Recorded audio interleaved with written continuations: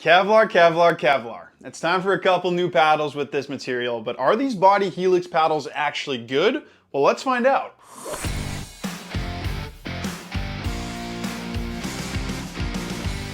Hey everybody, it's Luca from Rackets Runners. So thermoforming, Kevlar, these have become real buzzwords in the industry, and the reality is they do enhance performance in a lot of ways. Thermoforming, of course, because of the improvements in spin and power that it brought, and Kevlar because it does add an element of feel and to a certain extent control to paddle performance. So we were browsing around various paddle companies for our next diamond, and body Helix came up, and we were very interested in them for a couple of reasons. One, of course, because they're following the industry trend where their X-2 and X-3 paddles are both thermoformed and carbon constructed, but the X-3 paddles are unique because they have that blend of carbon and Kevlar. Now, of course, before we get into any specifics about these paddles, let me remind you that any of the paddles we talk about here you can check out on our website, racketsandrunners.ca. And please remember to like the video, subscribe to the channel, and let me know in the comment section what you want me to cover next. So, the X2, full carbon. The X3 has that blend that we really started to appreciate on the Pickleball Apes paddles, but it doesn't just stop there. You might be able to tell on camera, but these handles are all longer than average for extended paddles.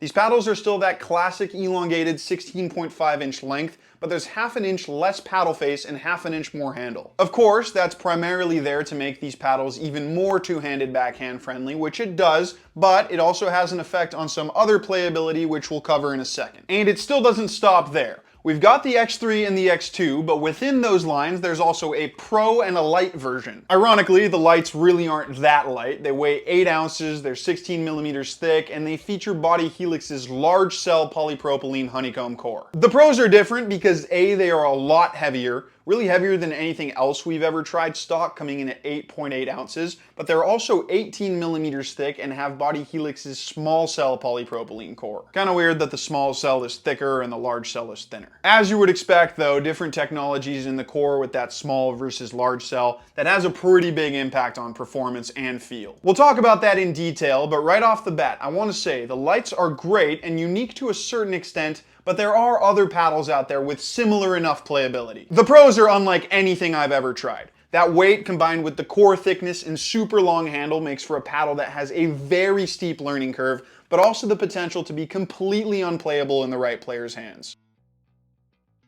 Now the learning curve is so steep on the X2 and X3 Pro that body Helix actually only recommends them to 5.0 plus players, and I definitely agree with that. You absolutely have to know what you're getting into with these. There are a couple of things that make them so difficult to use, one being that weight. They are so heavy, you feel it instantly as soon as you pick them up. Both the static and swing weights are off the charts compared to anything else I've tested. That means that you really have to develop near perfect technique to swing one of these quickly from the baseline, because as soon as you're swinging it poorly, that extra weight is going to make them completely uncontrollable. The thing that kept going through my mind when I was playtesting the Pros was, this is the closest thing I've ever felt to a tennis racket on a pickleball court. The thing is, a tennis racket is significantly more difficult to control than a pickleball paddle. There is none of that lightweight, forgiving feel off the paddle face here. If you're not totally on top of your game, the ball is not going to magically fall into the court. Now, maneuverability at the net is also tough, as you would expect, but it's definitely not all bad with this paddle. The X2 and X3 Pros are essentially weighted up to what a lot of really good players are already using,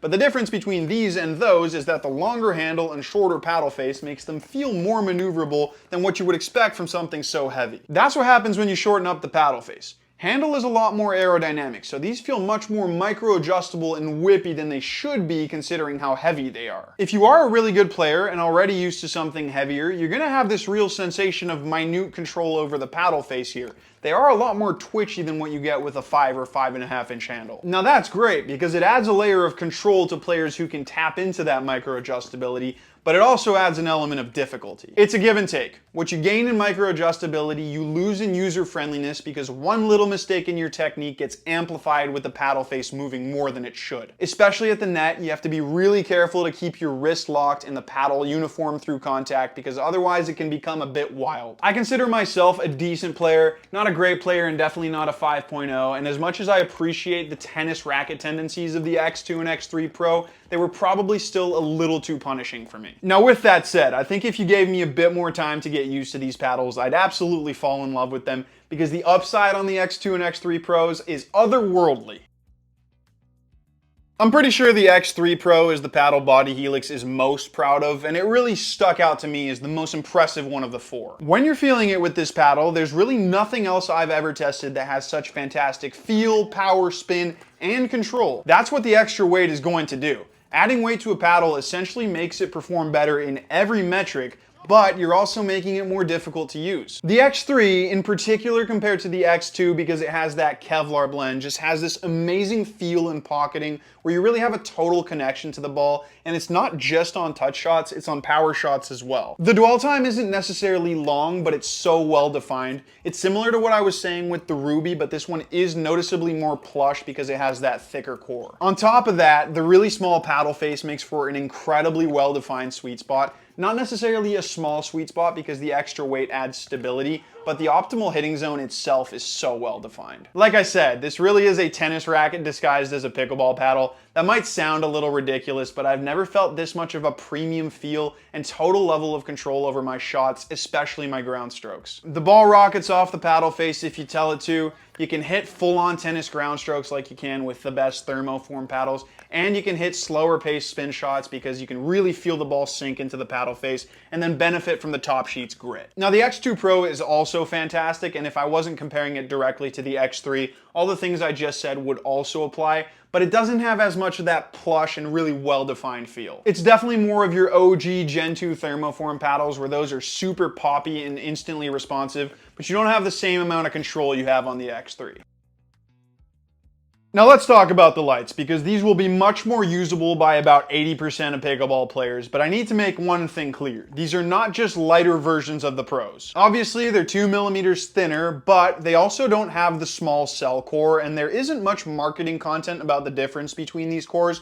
But what I will say is they don't feel quite as plush and premium as their heavier siblings. The word premium I try to avoid because feel can be very subjective, but here it really is quite obvious that the Pros provide a better connection to the ball overall. These are much more classic thermoformed where they're poppy, they're spinny, but they're a little more muted and hollow where they don't have that very well-defined dwell time. Because of that, these are still fantastic power and spin paddles, but lagging a bit behind the Pros in terms of control, and also behind those new era thermoform paddles like the Rhombus Novas and 6-0 Ruby. If I were to rank the four in terms of feel and control, the X3 Pro would be number 1, followed by the X2 Pro, then the X3 Lite, and finally the X2 Lite. Now with that said, the X3 and X2 Lites may not provide the same top-end performance and ultra-premium experience, but they are way more usable paddles and still quite unique because of those longer handles. They have those benefits in swing speed and swing pattern that I mentioned earlier, but here they're even more micro-adjustable, obviously, because they're lighter. The amount of flickability you have on these, again, reminds me so much of a tennis racket where you can just snap your wrists at the point of contact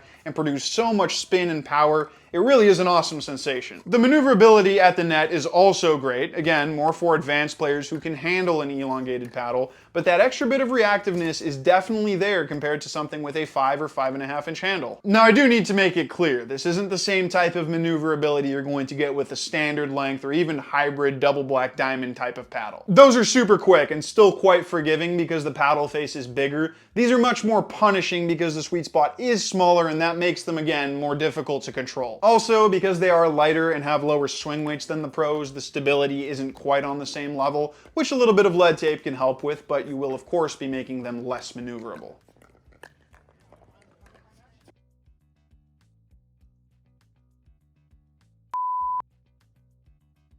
So, which one will actually work better for you? Well, this is where we're going to wrap up all this playability in a nice little bow. Let's start with the X3 Pro, which I'll reiterate is really the one I consider Body Helix's flagship paddle because it offers the most unique playability out of all of them. This is the ultimate Body Helix experience. It has the long handle, it has the high static and swing weight, it has the thick small cell core, and the Kevlar cherry on top. The Kevlar is on the top sheet, so it is literally the cherry on top. It's the paddle to go for if you want the top end playability potential in terms of power, spin, pop, feel, and it sets itself apart from the X2 in the control department. There are very few paddles that are this well rounded, but then know that you're going to have to pay to play with these, not necessarily in terms of the price, but you have to be good enough to swing them. The X2 Pro isn't any less demanding, in fact, I will say, because it doesn't have that plushness, it may be even more difficult to use, but it will provide a more raw hitting experience, which some players will prefer. These two are really quite something though. I've played with super heavy paddles before because I'm a total nerd and love adding lead to anything, but I actually think this longer handle works better on this weight of a paddle because of that added maneuverability. The X-3 Lite is what I think most players will gravitate to. Just because it doesn't have that pro branding doesn't mean it's not still going to be great for advanced players. With the Kevlar, it has that plushness. The feel isn't quite on the same level as the X3 Pro, but what you lose in feel, you gain in ease of use and maneuverability. It's a more traditional playing experience. Speaking of traditional, if you want the most traditional feel, go for the X2 Lite. It's a classic thermoform carbon paddle, no Kevlar plushness, just what we've come to expect from this style of paddle, except that of course it has that longer handle. Altogether, I think this is an awesome lineup, and I was waiting for a company to push it to 6 inches in the handle because I was really curious to see how it would be for two-handed backhands and how it would affect some other playability. They're definitely great for two-handers, and I'm a big fan of how that smaller paddle face feels swinging through the air, but I would need a little bit more time to get used to them before committing to switching to any of these. For now though, that is going to be the end of the video. Thank you so much for watching, and remember, if you do want to demo any of these paddles, you can come visit us in store, or you can check them out online at racketsandrunners.ca.